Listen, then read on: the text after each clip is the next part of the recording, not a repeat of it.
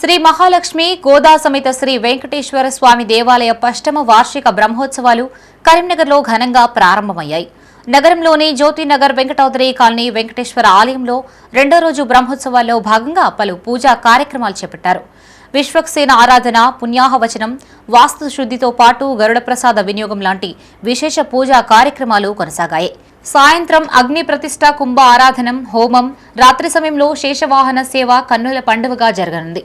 ప్రతి ఏటా ఆలయ వార్షిక బ్రహ్మోత్సవాలు వైభవంగా నిర్వహిస్తుంటామని ఆలయ కమిటీ చైర్మన్ వేదాద్రి అన్నారు. జూన్ 10వ తేదీ వరకు బ్రహ్మోత్సవాలు జరుగుతాయని చెప్పారు. 9వ తేదీన సాయంత్రం కళ్యాణ మహోత్సవం ఉంటుందని, భక్తులు అధిక సంఖ్యలో హాజరై కార్యక్రమాన్ని విజయవంతం చేయాలని కోరారు.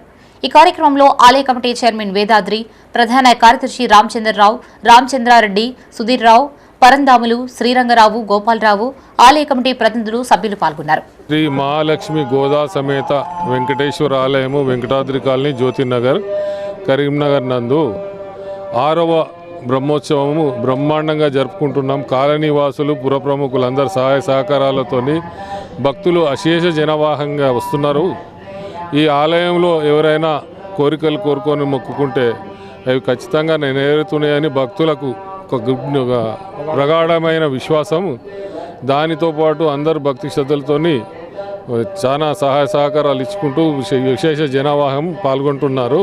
10వ తారీఖు ఈ రోజు నుండి 10వ తారీఖు బుధవారం వరకు ప్రతిరోజు ప్రొద్దుట సాయంత్రము పూజా కార్యక్రమాలు ఉంటాయి.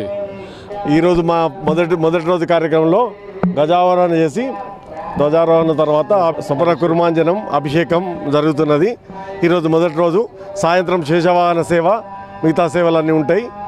అందరు భక్తులు అధిక సంఖ్యలో పాల్గొని మా బ్రహ్మోత్సవాలను విజయవంతం చేయాలని కోరుకుంటున్నాం, మీ ద్వారా కోరుకుంటున్నాం.